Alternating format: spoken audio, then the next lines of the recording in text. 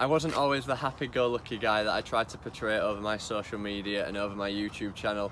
Growing up, I did have a lot of issues with my weight and with bullying. I was never able to maintain it. I was always fluctuating up and down, and it really had a knock-on effect with me, and I got bullied for it growing up. My favourite names for it were "you have a body like a melted candle" and "oi, dropped lasagna," that obviously really gets you when you're a kid. So here's my video of my weight loss transformation. I hope you enjoy it. A lot of people recently have been making transformation videos, the 1 year transformation, showing off their body, showing off what they have done, what they have changed in their lifestyle over a year. My weight loss journey, which has been featured in a couple of national newspapers, has been called From Shots to Shreds. This is my journey from going from a bartender, overweight, drinking all the time. As you can see in this little video here, me straw pedoing bottles of wine for fun, to an onstage physique athlete, competing and losing around 30 kilo, 5 stone. I'm not sure what it is in pounds, I'll pop it up on the screen. I'm just going to talk you through what I did, my journey, and hopefully you guys can take something away from this. This isn't going to be a step-by-step video, it's going to explain my story, and hopefully some of you guys can take something away from that. A little bit about me before I started the weight loss journey. So I was full-time as a bartender. I was drinking 4 to 5 nights a week, doing all the stuff that comes along with drinking, such as like eating takeaways, eating bad, sleeping in, not really a very healthy, sustainable lifestyle at all. You could see that by my physique, you could see that by what my body looked like,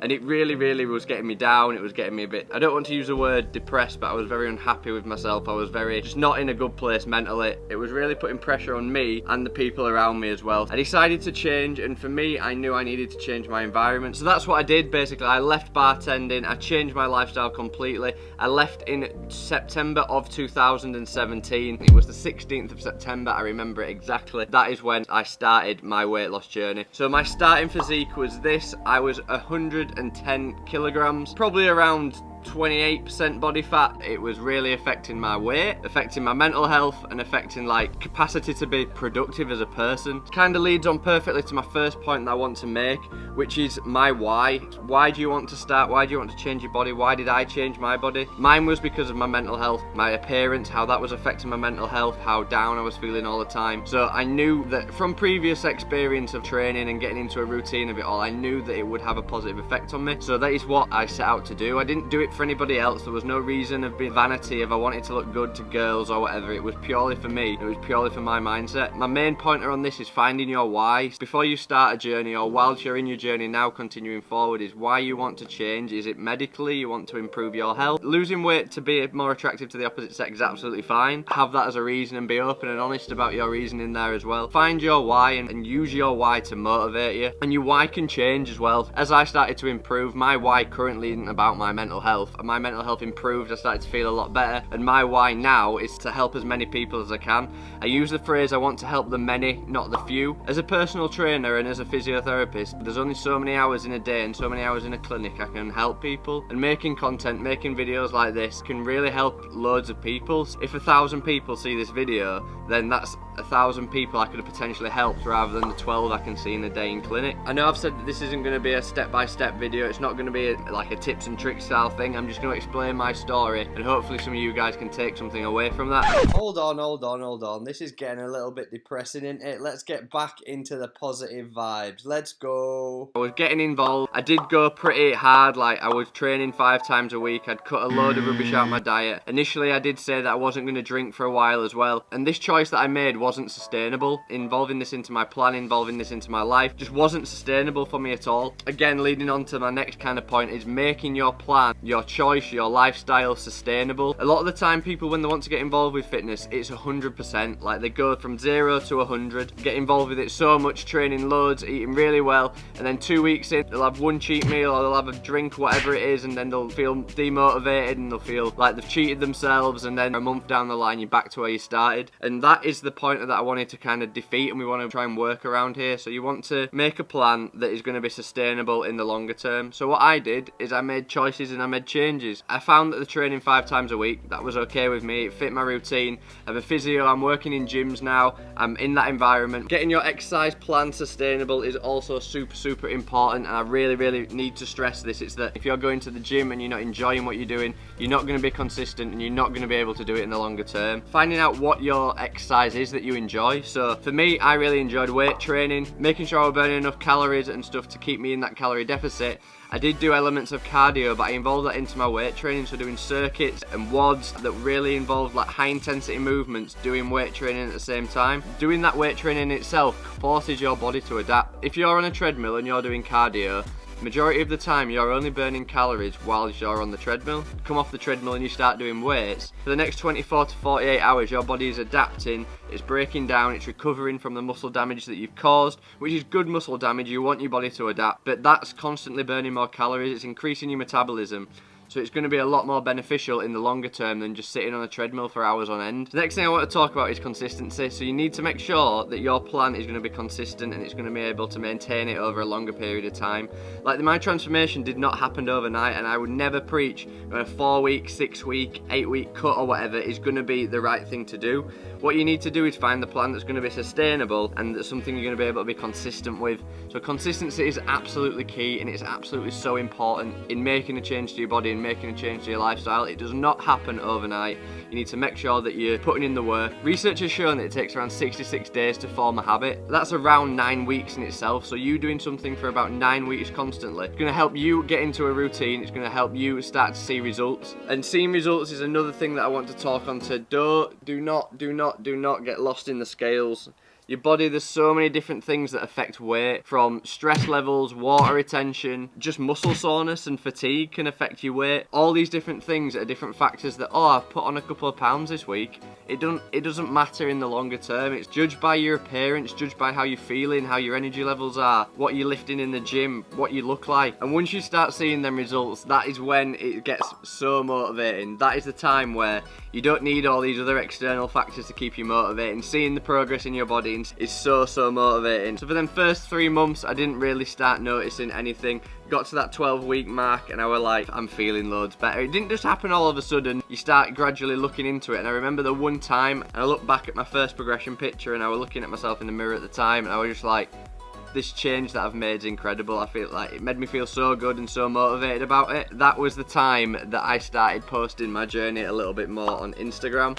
So I posted my first topless picture on Instagram around the end of January. At this point I'd lost nearly 2 and a bit stone. I was so pleased with myself and I was so impressed. I got a little bit of traction for it and I got a little bit of support, and I really enjoyed communicating with you guys, helping you out, giving you a little bit tips about getting started. Like, I'd lost quite a bit of the belly fat and stuff, and I'd started to see a few abs coming through, and I was getting more confident with the social media stuff as well. So I was really starting to see progress, really starting to see results, and that is when I decided that my journey could be shared as YouTube videos, and I started the YouTube channel LA Obsession. So going from where I was in September to going where I am at the start of this video in April, I was like so motivated. Making content, it also really motivated me. So everything was kind of going perfectly, we're all in the right place. And I was just going forward, I was being consistent, I had my sustainable plan in place, and everything was working so well. And it just kept going, it kept getting better, I kept losing weight, I kept getting leaner, and I just felt so good in myself.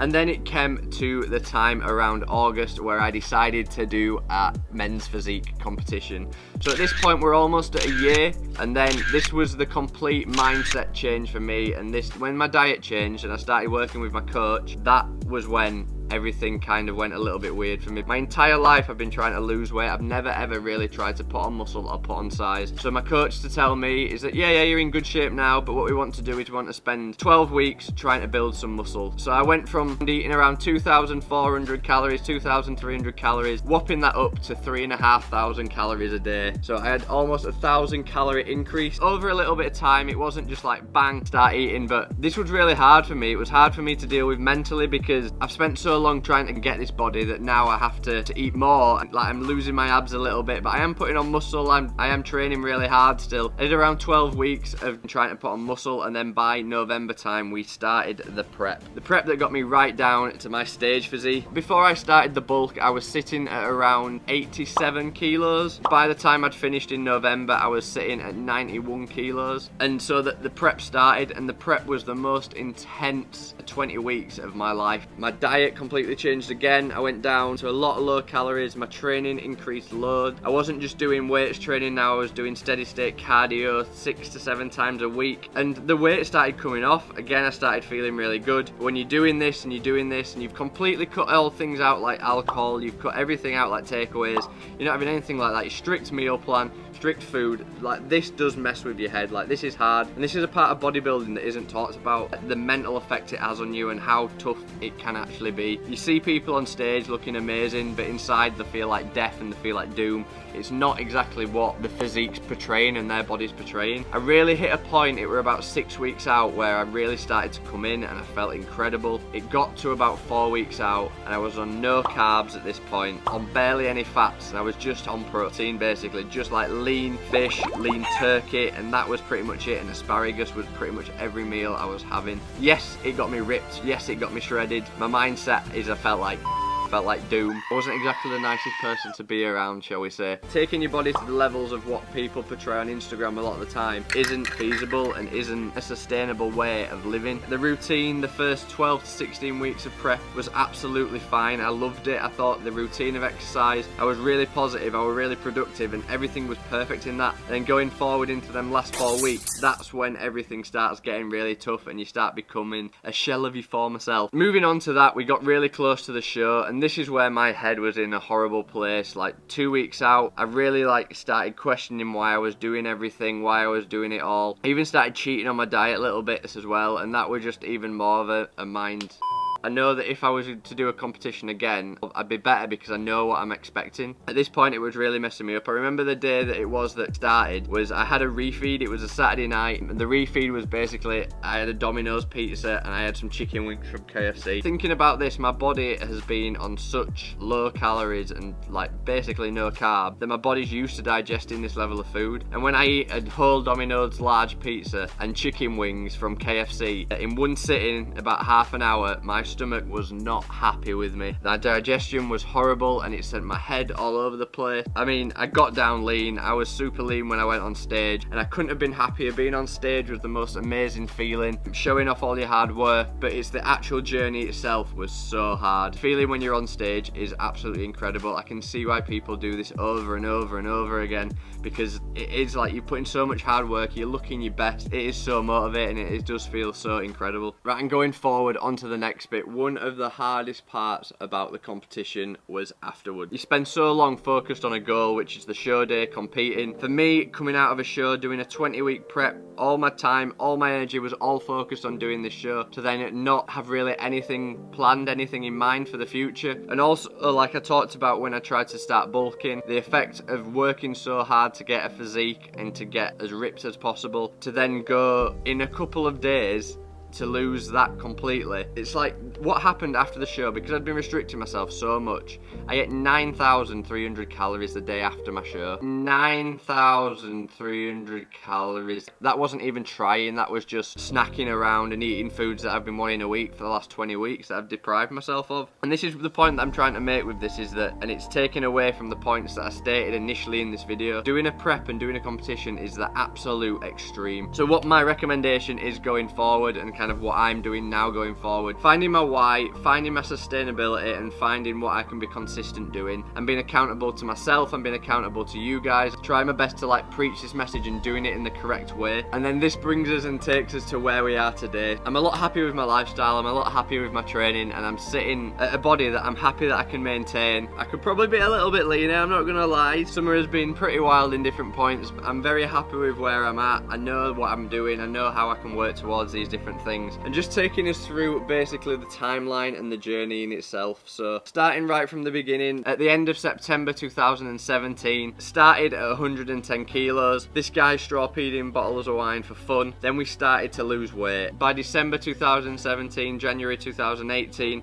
this is when we first started seeing progress. This was when I took my first topless picture and posted it on Instagram, and this was my first level. This was the first point of my journey, which I was like, wow, I'm really motivated, this is getting better and better. better. In the middle of April, that is when I started my YouTube channel, and that is when I was getting even more motivated to do this. And then we keep going forward, and we hit August of 2018, and this is the point where I decided to do the physique competition, take my body to the absolute extreme. Then I went onto stage. Being on stage is potentially one of the best feelings I've ever had. Competing in the Two Bros Pro show in the men's physique category was absolutely unreal. It really helped me realise the extents that people actually go to stay in good shape. And then I competed in the fitness model competition for the Pure Elite Federation, and placing in the transformation category, talking through my entire journey doing that was incredible. Placing in the Beachbody competition was also kind of one of the best feelings for me, and it showed that all this graft and all this work I've put in has been absolutely incredible. So the idea of this basically, guys, is to give you a little bit of an insight of my journey, and if you have undergone a massive transformation, please comment it down below, send a link to some of your progress pictures. I absolutely love to see some of them. If this has inspired you at all, again, if you can leave a comment below, if you can share this with a friend, that would be absolutely incredible.